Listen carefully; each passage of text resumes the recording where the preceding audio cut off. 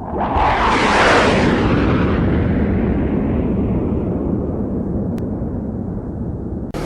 we go, Airside Tour 2016, July 20th. Let's do this. Got a near full bus, everybody's excited.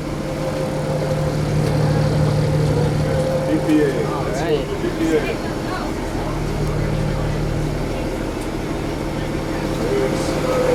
Well, YouTube, sit back, relax, and enjoy the video. Hopefully you'll like it. Can't damn wait. Right, so, although that did happen on one of the tours, but that's a whole other story. Okay. So, what we're going to do is we go through the guard booth, we go to the fire station. The fire guys will talk to you all about what they do, how they run their job. There is a good chance while we're there that the alarms will go off because they responded almost 5,000 times last year. That's what we want. That doesn't mean you should be scared to fly, because it's usually not an aircraft related call, it's usually a medical call. You should be scared to walk, that's the problem, because everybody seems to be falling all the time. Now we are moving 120,000 passengers a day through the airport. This summer on Fridays in August we'll be hitting 150,000, no airport in Canada has ever done that. So we're doing our best to be prepared for that. Once we get to the fire station, we'll be about 20 minutes or so there. They'll talk a little bit about that. Then we'll get back on the bus and we'll drive around on the field. And we're going to rely on Marvin to do all the way I described it. Essentially, we have a mandate from the federal government to operate this property so that the economy of Southern Ontario improves. And we presently represent 5.6% of the gross domestic product of the province. So the more we can do to improve the operation here, the more we can grow here, the more people that can come to Toronto, the more the economy improves. And so our goal is to run as efficient an operation as possible so we can get more and more aircraft in, which has got more passengers and more cargo on board. So WestJet's taking off with the Boeing 737-700 series on runway 24 right. The aircraft that just landed ahead of us, the Embraer Air Canada Sky Regional operation, they landed on 24 left. If you look on your map, you can see the numbers. So 240 degrees on a compass. The opposite end of the runway, if we were going this direction, would be 060 degrees. So the closest runway to us is 06 right, 24 left. The next runway over is 06 left, 24 right. Very simple, that's all you need to know. Now you can be an air traffic controller. Okay? That's the dream. So pilots use the compass heading, they use the wind reference, they want to take off and land into the wind, and generally speaking, if we've got a strong wind, this seems to be our best operation, the 3 parallel runways. If we get a really strong wind from the north, especially in the winter, it's a problem, or during a thunderstorm, and we end up using the 33s, the 2 of them. If we use the 3 runways, we can get to 120 movements per hour. If we use the 2 runways, we're down to 64 movements an hour. So we generally schedule for around 90, and then that way, most of the time we can accommodate everything that's supposed to come to us. But if we get that 64, and it's a peak hour, then we start circling planes over London, Kitchener, Peterborough, and the lake and stuff like that. So that's how that all comes together. So on your right-hand side, you see Terminal 1. You just saw a bus go past. There's a bus out on the apron out there. We just did some bus operations. Oh, this is cool. The WestJet 737-800. The cowlings have opened on the engines. That's how it slows down. It's like a reverse thrust. And then the engines will close as they're taxiing in. I'm going to talk more about this in a few minutes, but once the Firehall guys are finished. But essentially, there are 2 control towers at TTAA. The other tower off in the distance there is Nav Canada. They talk to all the airplanes that are landing and taking off on the runways and moving around on the gray lines, which are called the taxiways. So that's what's happening there. So that Boeing 767 just took off on runway 24 right. He is talking to the Nav Canada tower controller, who's responsible for the south half of the field. Clear to take off. As soon as he gets his gear up and he's established his flight and there's no conflicts for the tower to be aware of, they will hand him off to another person called the Nav Canada departure controller. That departure controller is sitting in a dark room with a radar screen. Yeah. And you see that in the movies all the time, right? So they're not looking, they're looking at blips on a screen. Departure sits next to another guy called Arrivals. let's see. I don't see anything right now, but anything that's just about to land here is going to be on the arrival controller's path. And then that's all below 10,000 feet. As soon as they get above 10,000 feet, they're talking to someone called en route, which on the radio they call them Toronto Center. But basically it's someone responsible for moving the airplanes around over Toronto. And then when they're coming from Detroit to Paris, they'd be flying over Toronto most likely. If that's the case, they're also going to be talking to Toronto Center, that's the high-level controller.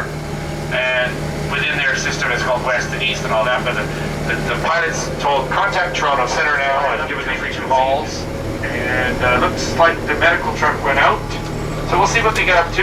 As I said, if the alarms go off while we're here, then we will move you away towards the bus, get you out of the way as fast as possible so they can respond. If all the doors were down and the alarms went off for an aircraft call, all the doors would automatically come up. On a day like today, it's a little bit different, plus they're set up to show off their trucks for you.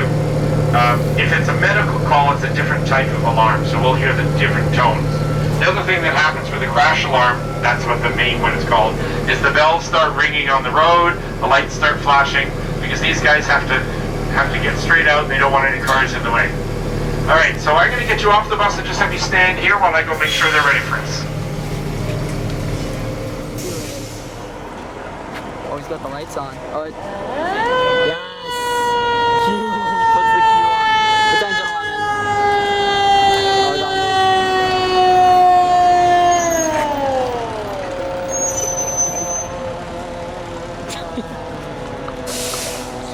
on. Yo, what the heck? Engine 11. They're just showing off, guys. Yeah. I already started moving.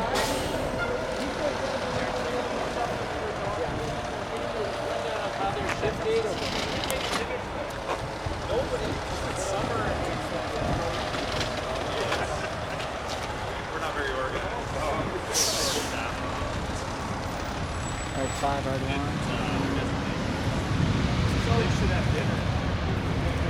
He's off on departure too.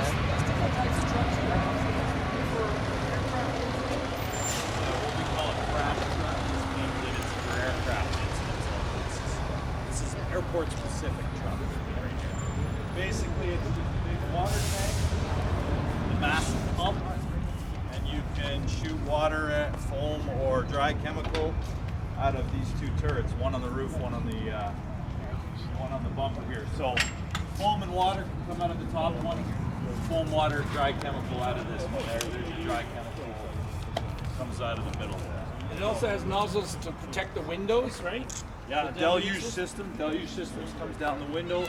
There's also under trucks. You can see these look like low visibility. It's Lufthansa. Yep. Like the hot engine of an aircraft. So speaking of hot engines and aircraft, just to give us a sense of that, Airbus A330 landing here, I think it's going to usurp your conversation.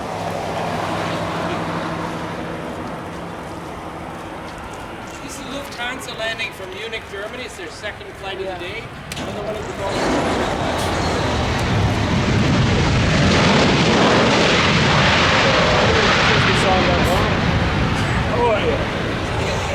Oh yeah, this is the song. Oh, I love this part.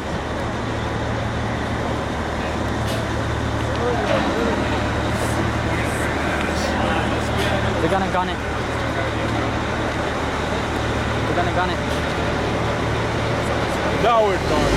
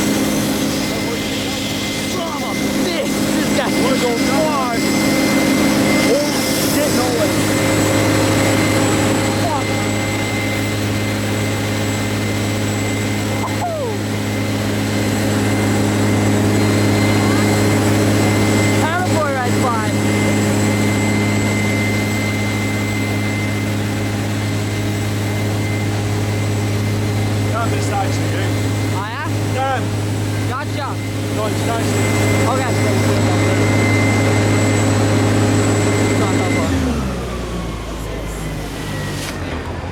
I'll have Zoom. Yeah, place too far, man. With the light. With light is only. Fine Yeah, for me, 55. but I'm getting backwards. So. Even with the light. It's too dark. Turkish is in too. Is that there, Turkish? Yes, there. Turkish is right there, yeah. Yeah, let's take a selfie of Turkish after send to us. Sure.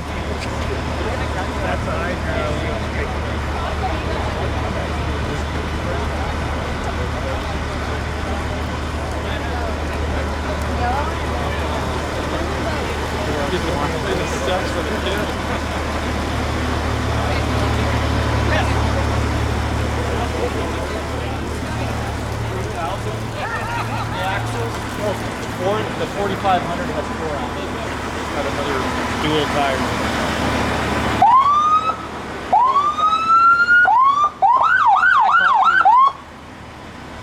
Siren scared the hell out of me for a second. I'm like, are they getting a call?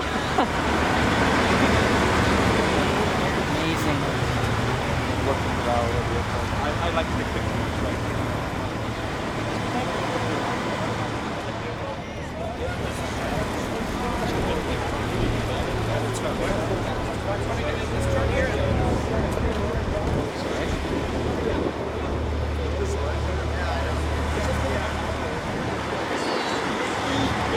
Going to run the zoom, yeah. Oh crap, I gotta move. Hey, watch out, guys.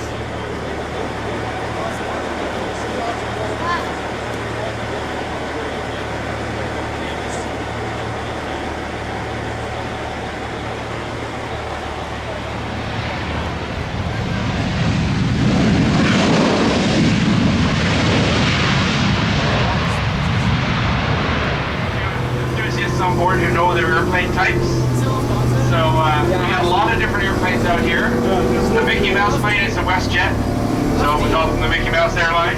Is he going? You want to fly a real airline or you want to fly the Mickey Mouse airline? No, that's not true. We don't say that. One thing about Canadian companies is that they're very secure, very safe airlines to fly on. There's a Boeing 787 Dreamliner with its nose heading to the west right now. You can see the big flashing red light on top, the LED, and then behind it, with its nose in the other direction, is a Boeing 747 Lufthansa, Boeing 747-400. The biggest plane out there in the distance is the Airbus A380. So that's Emirates Airlines coming from Dubai a couple of hours ago. It's now parked on the apron getting some servicing done, and then in a few hours we'll tow back onto the terminal, or the airline will have it towed back to the terminal to process for the departure. The two aircraft, well actually there's 3 aircraft to the left of it. Those are hardstand aircraft. The 2 Air Canada ones are because they don't fit on the terminal. They're not operating right now. We just parked them out of the way. The Air Transat one actually was a hardstand operation. So they had ran out of gates at Terminal 3. If a couple of flights are late, it messes everybody's schedule up. So what we have to do is a few hours out, we can figure that a couple of planes will need bus operations. And so the Air Transat and the Air Canada next to it, all the passengers came down in this beautiful weather down a set of stairs and got onto a bus, where they were then driven about 2 miles away to Terminal 3. So that's how that was the Transat, yeah. No, not from Glasgow. No, I think there were 2 flights from Glasgow today, but the pilots were all on board. Okay, we'll stay out of that one. It's a shame that 2 guys can ruin an airline's reputation like that. So we've got an Air Canada Airbus A330. He's lining up for departure. He'll be taxiing onto runway 24 right as soon as he's given permission. Not sure when that's going to be, so we'll see. He is talking to the Nav Canada controller in the control tower known as South Tower. So the controller's frequency, 118.7, I think he's 350. He's going to be monitoring the tower frequency until the controller says, Air Canada 123, are you ready to go? Our goal is to get out here so you can watch the Lufthansa Boeing 747 roll. Okay. We gotta move. Now, I know you want to also get some photos. Some of you have zoom lenses or whatever you want to see the A380. Yes, yes. The only stipulation with this tour is you have to stay between the bus and this barricade on your right. If you walk back, don't go past the end of the bus, okay? So that's what Benjam's going to be keeping an eye on. Okay. Cool. Thank you.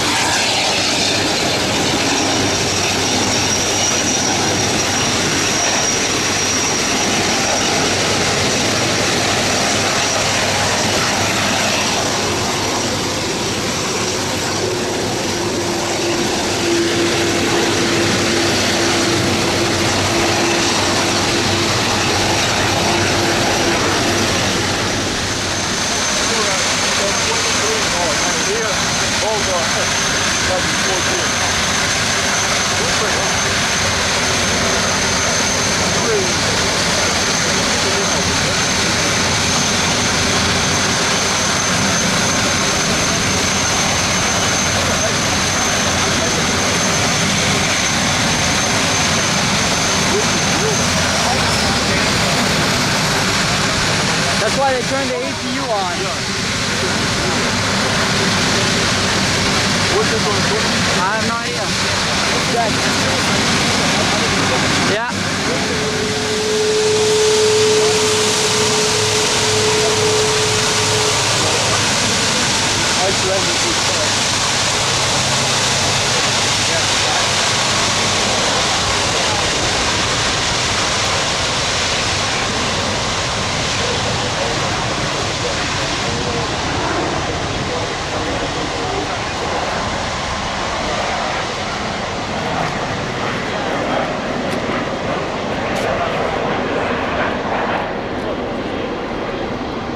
Oh, 777. Yep. London Heathrow.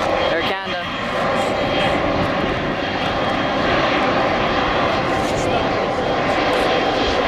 Okay, so the Airbus A330 that's moving into position is going to take off in a moment. This is Air Canada's largest plane. It's Boeing 777-300 series. So this seats 458 passengers. The Emirates Airbus A380 over there seats 497. But that's because they have first-class business class and economy.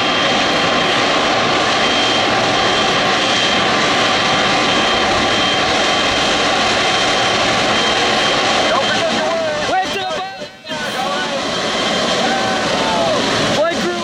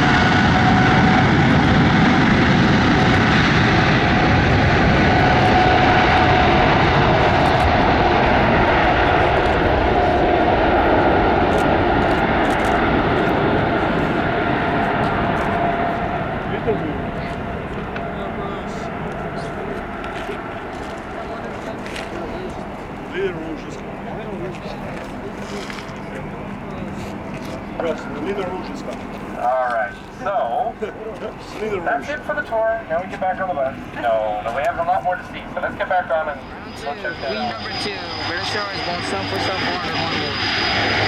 Oh yeah.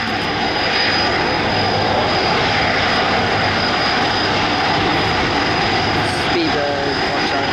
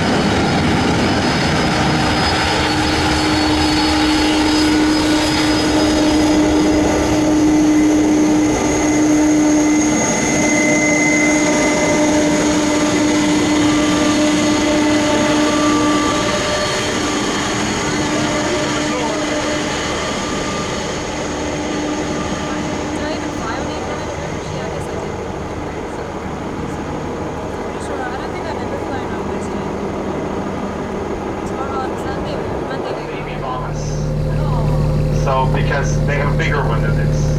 So this is probably worth just under $1 million. The bigger ones are 1.2. And so there'll be 11 pieces of equipment like this out on the runway. What's missing from the front is a giant blade. So what is it, 27-foot wide blade on this one? And 35 on the other one, I think. 37? Yeah, the width of the blade. 27 on this one. And then the other one is 33. This is 22 and the other one is 27. Okay. So big blades go on the front. And then we have a whole bunch of these pieces of equipment. So one runway at a time. It's got 11. There'll be Marvin and some supervisory staff. And they all have to drive together in an organized fashion along the runway in the 15-minute window that they've got. Now keep in mind that it's blowing snow. They can't see out in front of them. They just have to follow blindly sometimes. So it's a tough job. Now in the summer there's only 100 of them because the others are seasonal employees, and then some of them are on vacation in the summer. So in the summer, really, what they're doing is all sorts of grounds maintenance. The busing is an additional piece. So we don't always have bus tours, we don't always have hardstand aircraft, and we don't always have other things going on with buses. But we have to have the buses available 24/7, because if an aircraft gets disabled on the runway, we need to be able to get the airplane off, the people off the runway really fast. So these guys who are driving all the maintenance equipment out here suddenly have to run, get the buses, and go get the people. Now, when I first started working here, we would call Mississauga Transit. Seriously. And you'd wait an hour for the bus. I don't know how we did that. I can't even think about that. There were lots of things that happened when I first started working here that don't happen now.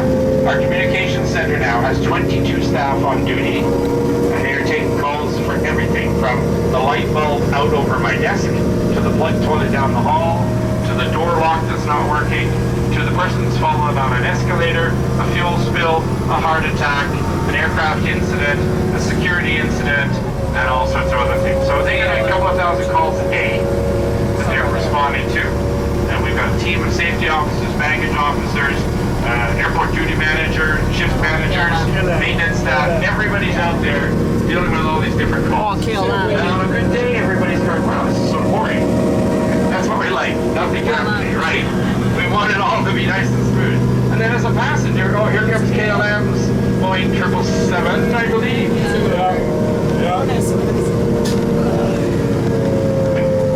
Gonna come right over your heads on the right-hand side. Can't get off this time, sorry. And it's gonna be into the sun, so it's not gonna be a good photo. But do you see this big orange bar right across on our right? That's one of the localizer. What's the That's one of the landing system that's used for aircraft. That combined with the line of lights and the white lights on both sides of the runway, the pilot's aiming for the stop touchdown point, and then he gets to the touchdown zone there in your aircraft. It's blue nose. It's blue nose. Blue nose. So that's their second flight of the day. We'll go chase that one, shall we? Yeah. Okay. Yeah, let's do it. His faces there, dogs. And then the other building in the back, when we took over the property, the government said to us, okay, we're also taking away the police force, the RCP. You have to put it out to tender. So whoever wants to be your police force can bid for it. And then as part of that deal, we had to build them a building to operate out of. So we ended up with Peel Regional Police. And then Transport Canada said, we also need offices. So that had to be part of that building. Then US Customs, whatever they want, we build it. And Canada Customs, whatever they want, we build it. Notice nobody's saying, and we'll pay you for it. Okay? So when we took over that property, the other part of the deal was we make it all work, we build everything we need to make it smooth and efficient, because that's the goal, is to make this airport efficient, as I said before, so that we can improve the economy by the efficiencies of the airport. But we also have to pay $160 million a year to the government for the lease of the property.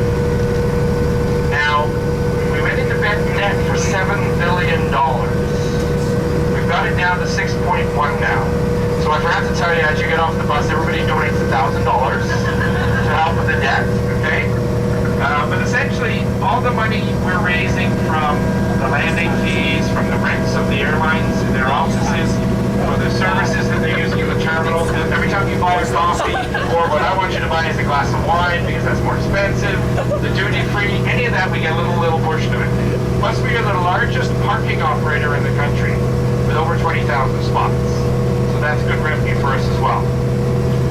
All of this adds up so that we can get our debt down. As I said, we have another pier to build on Terminal 1. It's $500 million. So we've been installing, but now it's come to the time we have to get it built.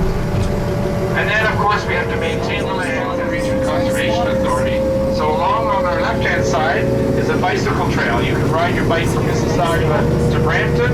You can go for a walk along the trail. It's open to the public along there. We have some beehives in there that we have recently installed. We have 1 million bees. I'll see if I can try to find them. Still, the honey is just plain honey. I'll zoom in a minute. Plain honey. D-L-A-N-E. We don't get a lot of it though. Out of 1 million bees, that's not much. We also had to invest in some other things for the baggage system. We have a company that maintains the system for us. It clears the jams. Anthony, is that Anthony? Could be. We have another company That's Cardoso. Hey, Mr. Reds. Prevents long Get off the bus. I'm not about to die.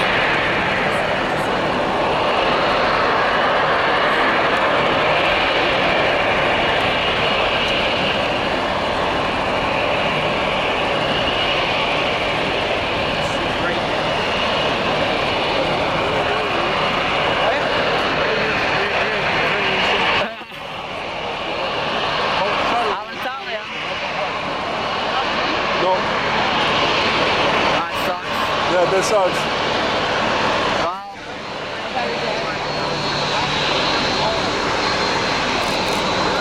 We always went to the airport. Every single Airside Tour.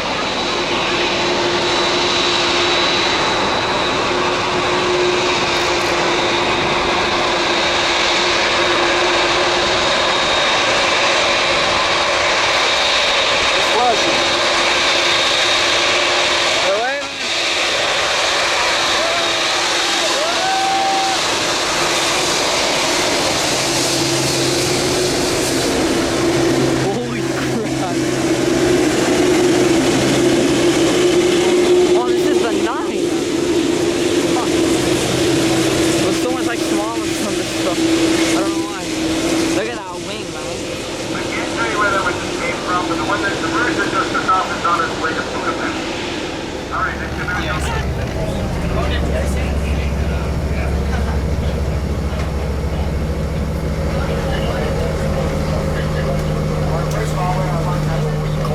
Cold south ground. Holy crap.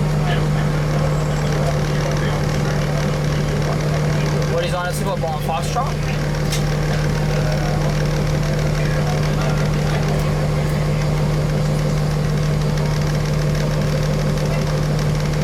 Now I know what he said. There's something different to see forward because the hollows will wave.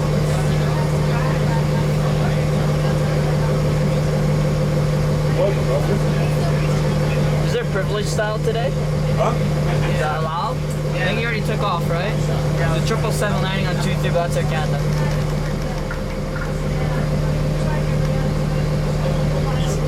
He's on south ground, no way.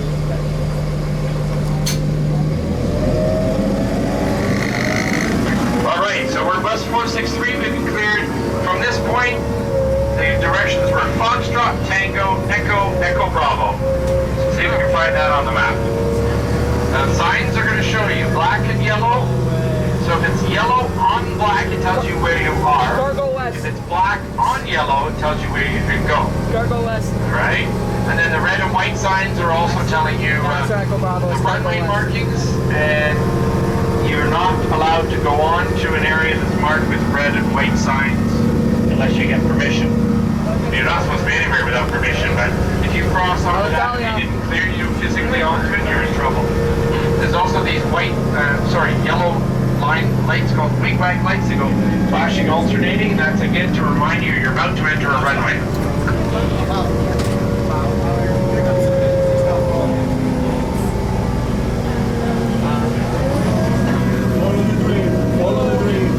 Alright, so we have turned from Foxtrot to Tango Taxiway. We are now entering onto the central de-icing facility pad. So in the winter, this taxiway becomes one of the de-icing pads. We have 6 pads. We can de-ice 12 aircraft at a time. The building on your left that's got the construction going on, the part that has the no windows, that's the area control center where those guys in departure, arrivals, and en route sit with the dark screens in the leaded room. Star Wars. So all the fluids on the airfield, including the de-icing fluids, we gather up, we collect them, and then they're recycled in some format. So we spent $160 million building the environmental system here at the de-icing facility and also the stormwater system at the north end of the field. We're gonna make a left. So now we're going to turn left onto Echo Taxiway. As long as we do exactly what we're told, then you're fine. We're okay. If we went across onto the runway and there'd be an incursion, we'd be in trouble. The department wouldn't do that. So we're now parallel to runway 33 right. So if we're on the runway and the taxiway goes Echo, 33 right is the runway, and then taxiway Bravo, taxiway Alpha. The Rouge Airbus is sitting there waiting to get onto the apron because there's an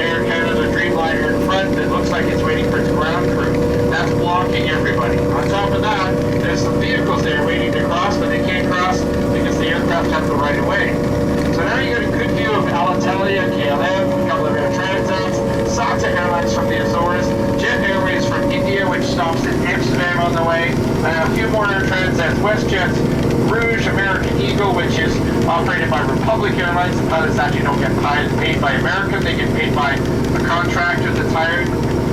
There's another American Eagle there, a couple more WestJets. Oh, the WestJet's wide-body Boeing 767 is there on the right-hand side on the pier, the satellite for Terminal 3.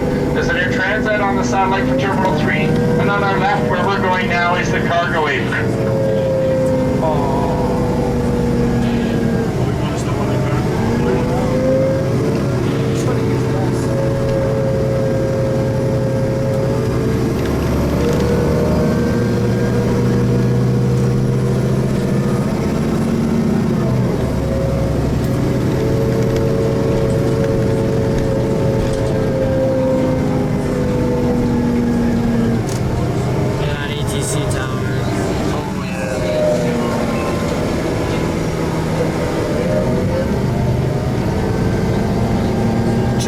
Charlie Tango Sierra.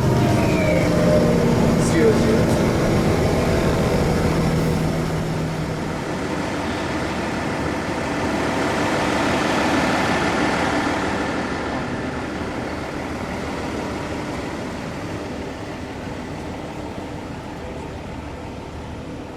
This is where we did the group shot last year. Yes, it was Sky High Fly here. High Fly 345.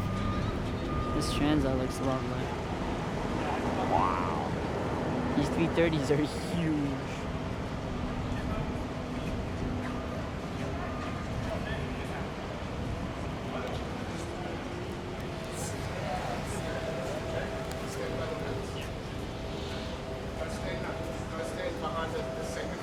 Look at these Rolls-Royce engines flipping out. You can tell.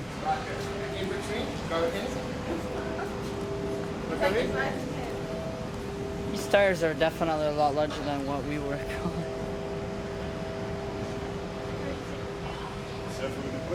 Hey, once a year I can take this. Come on. Yeah, me too.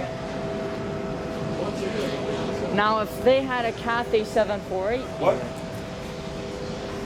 I would be so happy. No, sorry, Cathay is not possible here. Atlas Air is. If Atlas Air, because what's your 2 years ago? Oh my gosh. Oh yeah, the pushback of the 777. This is amazing, man. I suppose this was glad to be a different story, but yeah.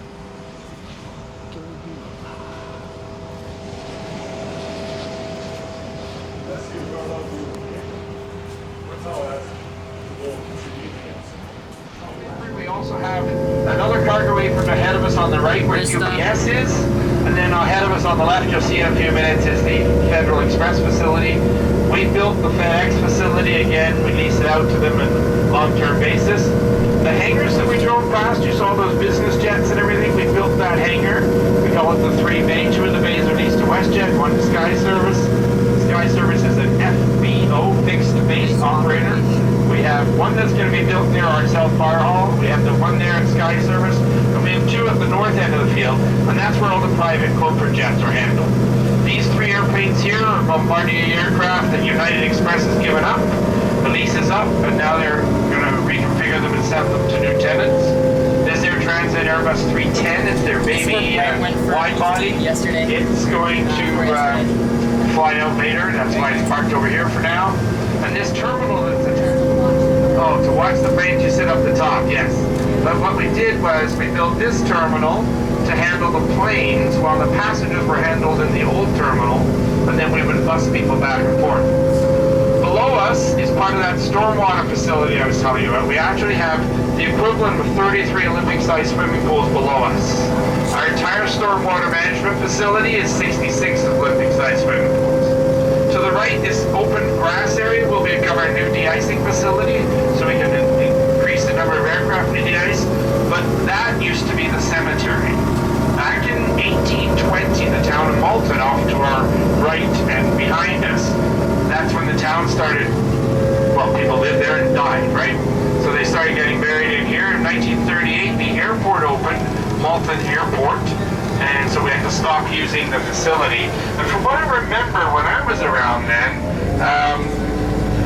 just checking if you were listening, 1938, I was not around then. Okay, so the airport itself was the standard triangular format that we had on an airfield, and every aerodrome had it.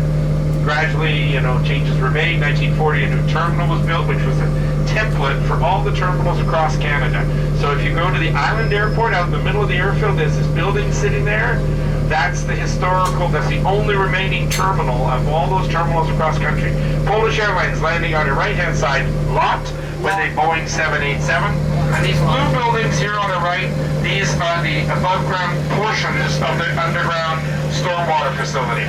So it goes as far back as the hoses coming out there and the beginning here. Now, Marvin has to call permission to get us on the Foxtrot taxiway to go back to the South Maintenance Road. So, I'll be quiet for a second, and then I'll talk to you once he's made his call.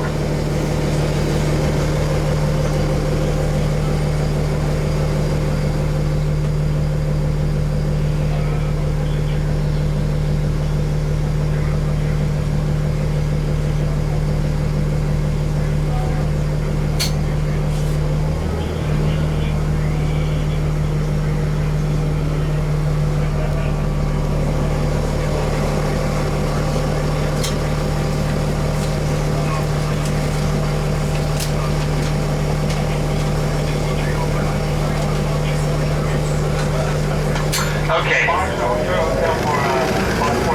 The tower has decided that we are not taking the quickest route back. So that has an advantage. It's because the guy in the tower knows that we're on a bus tour.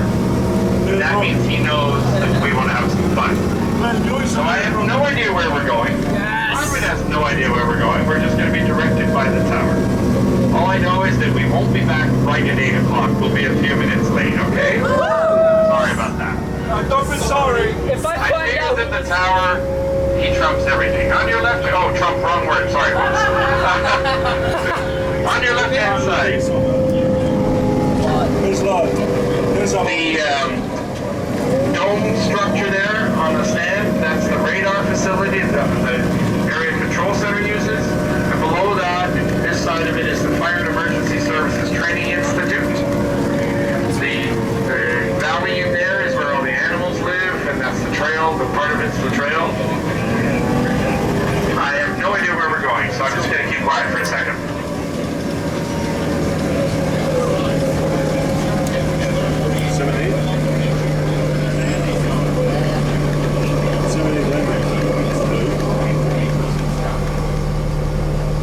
All right, so you've got a Boeing 787 just landing from Warsaw, and it'll turn around and go back out in a couple of hours. I flew on a LOT in their older days, and they did a pretty good job, but now they've apparently done an amazing job bringing the airline back to life. So if ever you're going to Europe, that's one of your options, and you can connect from Warsaw to all over Europe and Eastern Europe and Russia. And Beijing, I think. And then we've got the Air Canada Boeing 767 just touched down, so you see the engines just closed after its reverse thrust.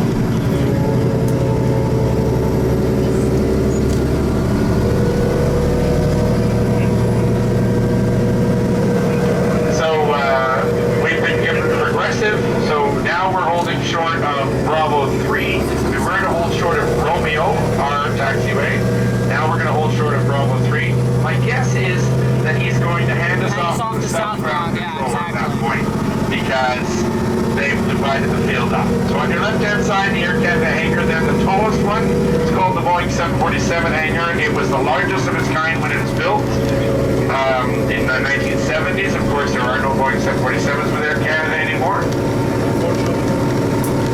The building where all those little WestJets, the big WestJet are parked, and that's the satellite. We just spent millions of dollars renovating that and opening that last summer. So now WestJet's very happy to operate out of Terminal 3.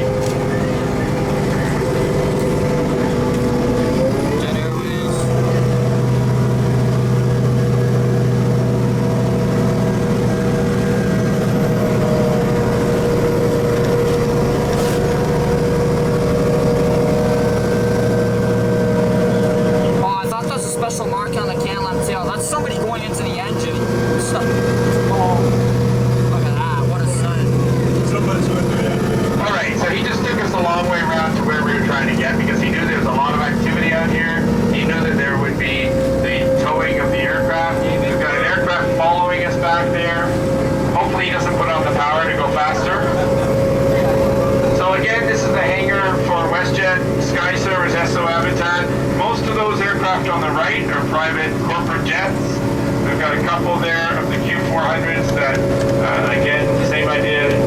Bombardier is going to get those ready to sell off to other companies. The vehicle that's moving on the apron there, they sort of yellow and blue and white. That's one of the wildlife officers doing his patrol. We're going to make a right turn here on Tango Taxiway.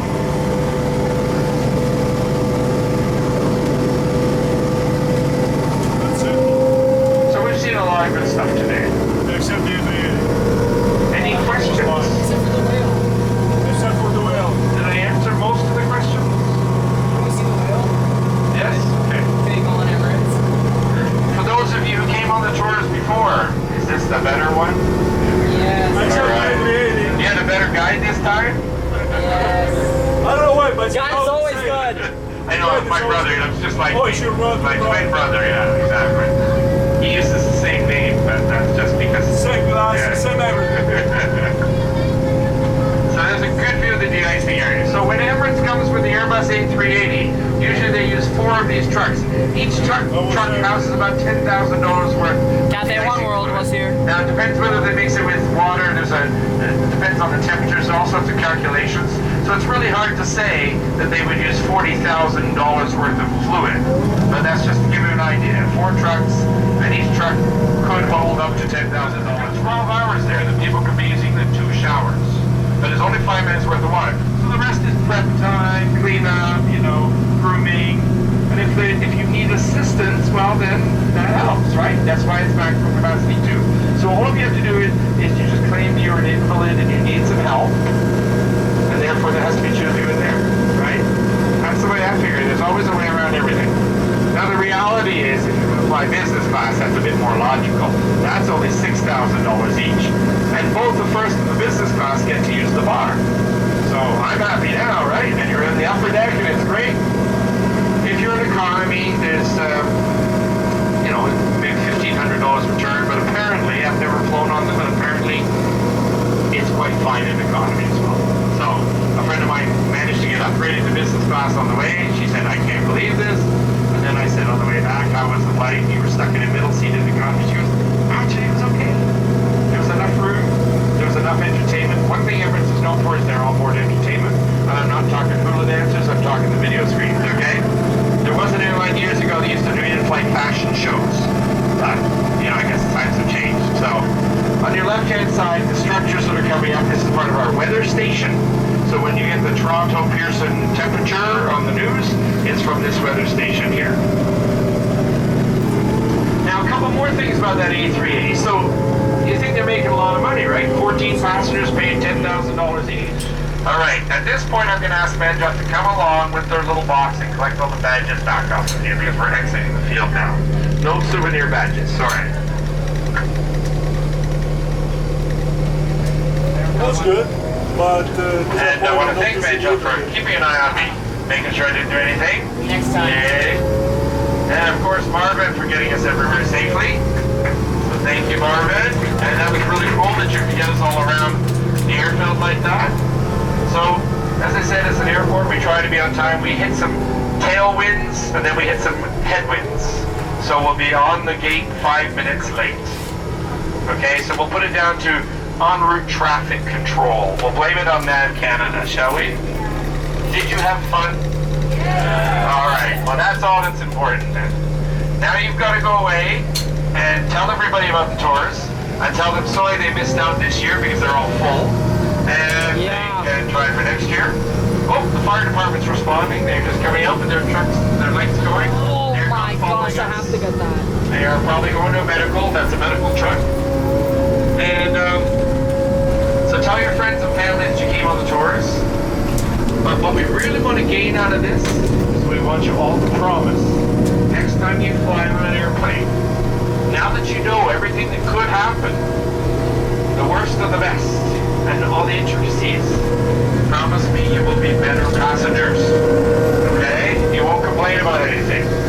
The next goal we have is to teach all the flight crew about all the stuff you just learned today. And then they'll be better employees, right? Yeah. So of the 50,000 people working here at the airport, our goal is to eventually get them all into this. I wouldn't wave to these guys, they're a little busy. There we go, all right. I hope they got to eat their Swiss chalet before the call went there.